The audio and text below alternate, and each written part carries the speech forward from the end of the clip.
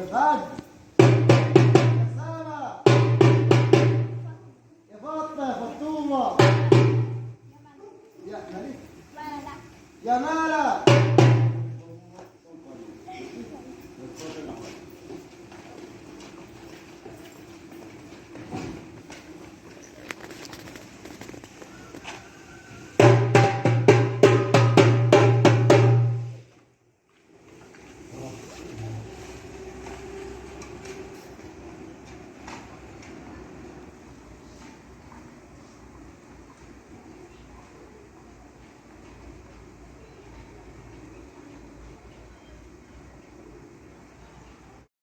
السلام عليكم ورحمة الله وبركاته.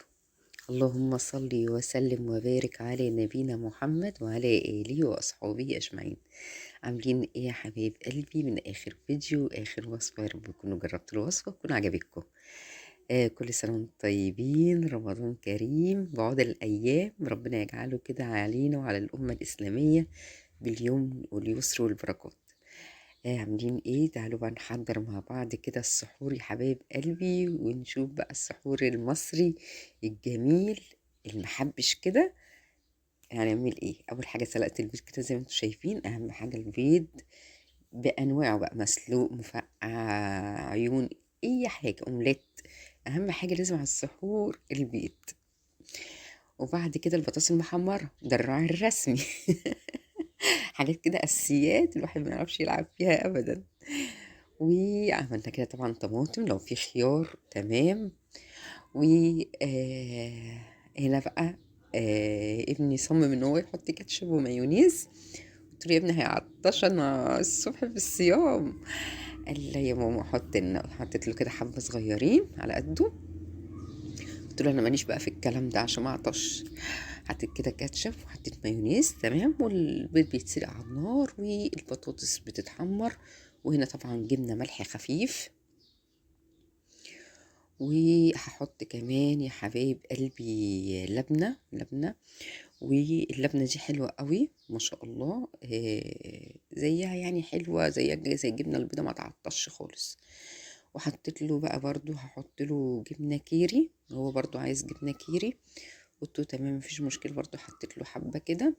وايه، كل واحد كده ايه ليه كذا نوع من الجبنة، فحطيت منها جبنة بقى بيضة، جبنة اللي هي كيري، اللبنة.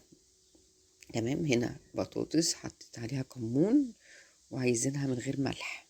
وده بيض مسلوق، وده الفول اللي احنا عملناه وفرزناه. ماما ربنا يديها الصحة والعافية، طحنته وصفته. احنا بنحبه مطحون الصراحة. وكده قمرت العيش. واخر حاجة بقى هنعمل الفول بتاعنا الجميل بالزبدة. طبعا الفول ده يعني الاساس في الايه، في الصيام. هو ده اللي بيخلي الواحد كده ايه صامد. ويقدر يكمل طول شهر رمضان. يعني ده اساسي، كل اللي فات ده ايه، لعب. ده بقى الاساسي. كده هنزل الفول بتاعي، طبعا انا طلعته من بدري لان كان متجمد في الفريزر. وسبته يفك خالص، ولما فك حطيت الزبدة وانزله عليه، اديله تقليبتين يسخن. واحط له رشة ملح، واحط له رشة كمون. بس طبعا هعمل طبق بطاطس تاني لان طبق البطاطس ده مش هيقضي.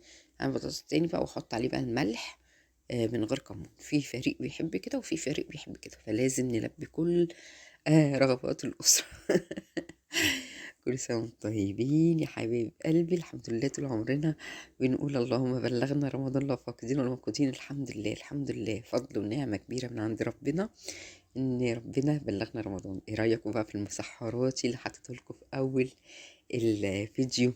بوريكم كده نبذة من نبذات رمضان الجميلة.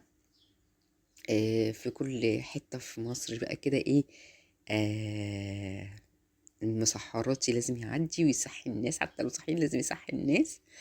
الحمد لله. ادي كده خلاص. حطينا طبعا الزبادي ده اللي هيرطب بقى على كل اللي هناكله. وحطينا الطماطم، حطينا الجبنة، نوعين يعني بطاطس حطيتها عليها كمون من غير ملح، وبطاطس حطيتها عليها ملح. بس طبعا ما حطيتش عليها فلفل اسمر علشان طبعا ايه ما عطشناش. وادي العيش البلدي الجميل، كل سنه وانتم طيبين. ده كان سحور النهارده اول يوم رمضان، الحمد لله، فضل ونعمه من الله. بصوا بقى الحلاوه والجمال مع الفجر